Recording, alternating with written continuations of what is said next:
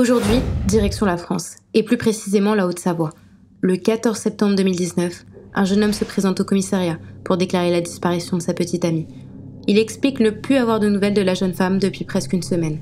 Et c'est seulement 2 semaines plus tard qu'un corps calciné sera retrouvé dans une forêt en Haute-Savoie. Serait-elle la petite amie du jeune homme ? Que s'est-il passé ? Aujourd'hui, découvrons ensemble la sordide histoire de Marlène Gournay.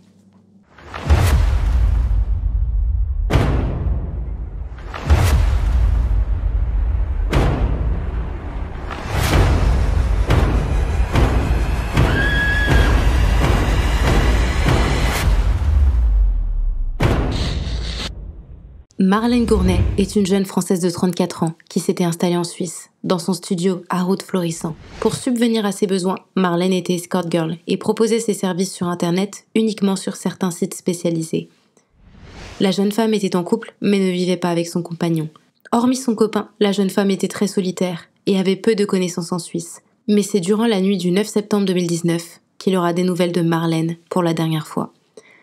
Marlène recevait ses clients directement chez elle, et pour la plupart de ses clients, ils étaient tous très fortunés. Ce soir-là, elle accueille chez elle un client, Sohaïl Sabeh, un Français âgé de 21 ans. Mais en réalité, il ne s'agit pas d'un client comme les autres. Le jeune homme, accompagné d'un complice, avait prévu de braquer Marlène. Le frère de Sohaïl Sabeh avait fait de la prison auparavant pour trafic de stupéfiants, et son ancien codétenu, Sonil Kaboussa, qui lui était connu des forces de l'ordre pour des affaires de proxénétisme et de vol avec armes, lui avait parlé de Marlène Gournay, en lui disant qu'elle était escort girl et qu'elle possédait une belle fortune. Il lui a ensuite proposé un plan pour voler la jeune femme, lui proposant 50 000 €. Le plan était de se faire passer pour un client, de sonner chez la jeune femme, d'utiliser une bombe lacrymogène et de la ligoter avant de forcer son coffre-fort.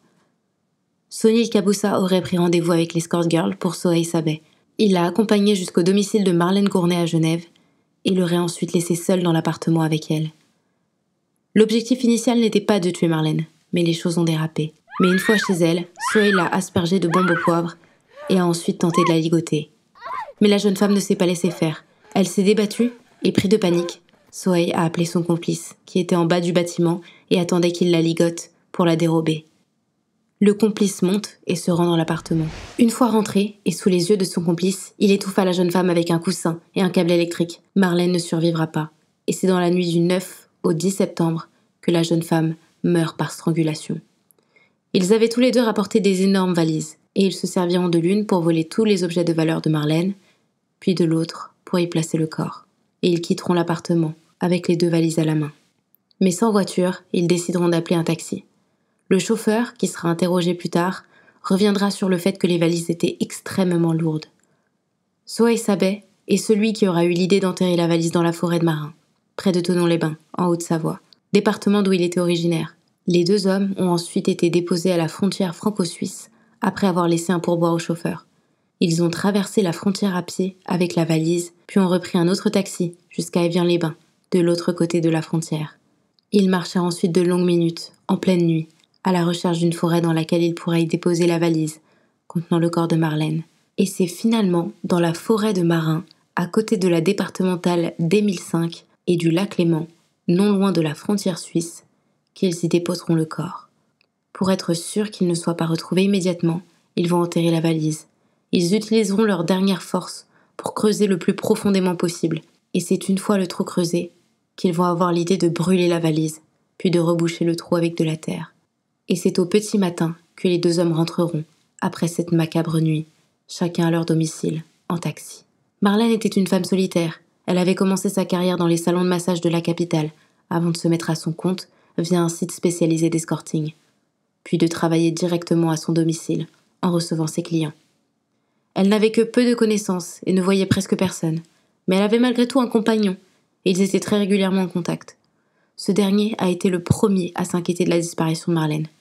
Il ne recevait plus de nouvelles de la jeune fille, et il possédait l'accès à sa boîte mail et à tous ses réseaux sociaux, et c'est avec effroi qu'il constate que depuis le 9 septembre 2019, la jeune femme ne donnait plus aucun signe de vie. Les jours passent et il tente désespérément de contacter la jeune femme, mais en vain. Il décidera donc de se rendre à son domicile. Dans l'appartement de la jeune femme, l'homme avait constaté un désordre inhabituel et de multiples taches de sang. Mort d'inquiétude, il décidera donc d'alerter rapidement la police. Et c'est le 14 septembre 2019 qu'il se rendra au commissariat pour signaler la disparition de Marlène. Elle n'avait plus donné signe de vie depuis le 9 septembre. Après la signalisation de disparition, les policiers ouvriront rapidement une enquête, et celle-ci sera menée des deux côtés, par les autorités françaises et les autorités suisses. Grâce à la liste des appels téléphoniques, les enquêteurs remontent rapidement la piste de ces deux hommes. Très vite, ils vont être interpellés de part et d'autre de la frontière franco-suisse. Ils retrouveront ensuite le chauffeur de taxi, qui sera interrogé et expliquera avoir emmené 2 hommes à proximité de Thonon-les-Bains, qu'ils étaient possesseurs de 2 valises extrêmement lourdes. Quelques jours plus tard, un corps calciné sera retrouvé dans la forêt de Marin, en Haute-Savoie. Les 2 accusés ne tiennent pas la même version des faits. Le plus ancien, 39 ans au moment des faits, évoque devant les policiers une relation sexuelle tarifée avec le plus jeune qui se serait mal terminé. Le jeune Haut-Savoyard évoque, lui, un vol d'argent qui aurait mal tourné lorsque la victime aurait commencé à se défendre. Mais une chose reste sûre, les 2 sont impliqués d'une manière ou d'une autre dans ce meurtre, avec des circonstances sordides autour de la disparition de la jeune femme. Souhaï Sabeh a accusé Sonil Kaboussa de l'avoir influencé à agir. Le quadragénaire aurait auparavant purgé une peine de prison avec le frère aîné du jeune Français.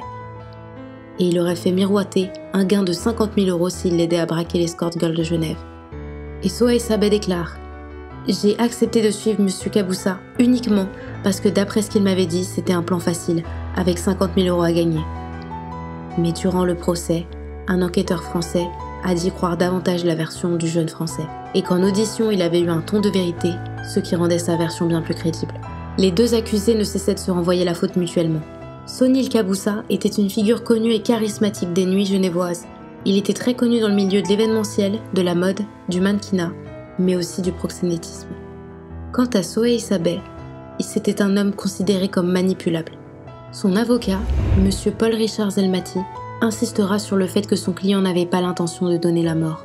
Selon la défense, dans cette sordide affaire, le rôle de Souhaï Sabeh constituait uniquement à asperger Marlène de spray au poivre pour lui voler une importante somme d'argent.